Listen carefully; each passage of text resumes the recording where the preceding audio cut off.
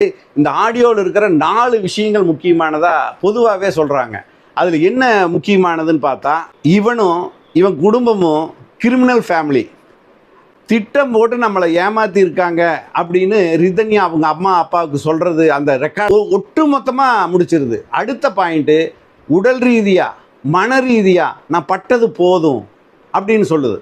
இது அடுத்த பாயிண்ட். ஏன்னா உடல் ரீதியானா உடலில் என்னென்ன இம்சை பண்ணுது அப்படிங்கிறது ஒரு போஸ்ட்மார்ட்டம் ரிப்போர்ட்டு மற்ற விஷயங்களில் மற்ற சாட்சிகள் மூலம் நிரூபிக்கப்படுறதுக்கான வாய்ப்பு இருக்குது. மன ரீதியாக அந்த மாதிரியான துன்பம் அப்படிங்கிறது இன்றைக்கி அவங்க அம்மா பேட்டியிலிருந்து ஒவ்வொன்றிலையும் வரும்போது தெரியுது. இதெல்லாம் நம்ம போலீஸ் ரெக்கார்டில் இருக்கானா அதை நம்ம வாக்கு மூலமாக கொடுத்துருக்காங்க, அப்பா வாக்கு மூலமாக கொடுத்துருக்காங்க, அதிலெல்லாம் வர்றதுக்கான வாய்ப்பு இருக்குது. அதையும் தாண்டி இன்னொரு விஷயத்த சொல்கிறாங்க. முக்கியமாக இந்த நகையும் பணமும் எங்கெல்லாம் வச்சுருக்கேன்னு சொல்லுது.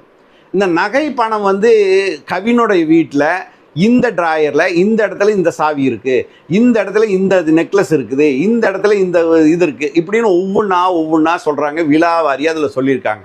அப்போ அந்த நகை இவங்க 300 பவுன் போட்டதில் எத்தனை பவுன் அங்கே இருக்குது, இங்கே எத்தனை பவுன் இருக்குது, கார் அங்கே தான் நிற்குது, நகையும் அங்கே தான் இருக்குது, அவங்க கொடுத்த வரதட்சணை பணம் அங்கே தான் இருக்குது, எல்லாமே அந்த வீட்டில் இருக்கும்போது அந்த விருந்து நடந்துட்டு இருக்கிறதா சொல்கிறாங்களே. அப்போது ஒரு அப்பா அம்மாவுக்கு அந்த பிள்ளையே போயிருச்சு. பொம்பளை பிள்ளை ஆசையாக அன்பு செலுத்தி பாசம் காட்டி அப்படி செல்லமே தங்கமேன்னு வளர்த்தின பொண்ணு போயிருச்சு. ஆனால் இன்றைக்கி அந்த கொடுத்த பணமும் காரு இதெல்லாம் அவங்க வச்சு அனுபவிச்சுட்டு இருக்காங்க. அப்படிங்கிறது இதில் சட்டத்தில் என்ன சொல்லுதோ தெரியாது. ஆனால் மனசளவில் அவங்க உறவுக்காரங்கெல்லாம் பாதிக்கப்படுவாங்கல்ல.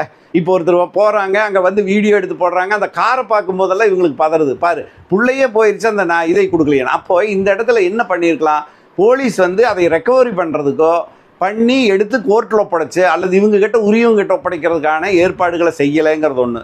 அது செய்கிறதுக்கான காலம் இருக்குது, இன்னும் 2 மாத காலம் இருக்குது. அது எப்படி பண்ணணுங்கிறது போலீஸுக்கு ப்ரொசீஜர் தெரியும்.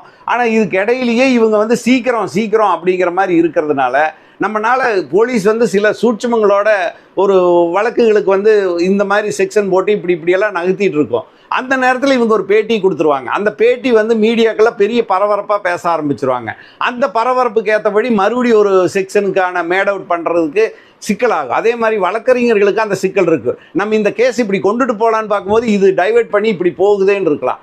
இந்த மாதிரியான ஒரு குழப்பத்தை போலீஸுக்கும் ஏற்படுத்தி சட்ட வல்லுநர்களுக்கு ஏற்படுத்தக்கூடிய ஒரு சூழ்நிலையை மீடியாக்கள் ஏற்படுத்திகிட்டு இருக்கு அப்படிங்கிறதே சொல்கிறாங்க. ஆனால் அதில் பக்காவாக அந்த பொண்ணு பேசுனதில் இன்னின்ன இடத்துல நகை இருக்குதுன்னு சொல்லுது. அவ்வளவு தெளிவாக சொல்லக்கூடிய பொண்ணு அதை எதுக்காக சொல்லணும் அப்படின்னா, அம்மா அப்பா நீங்கள் தயவு செஞ்சு அங்கே வச்சிருக்கிற இந்த நகையெல்லாம் உங்களுக்கு தான், எடுத்துருங்க.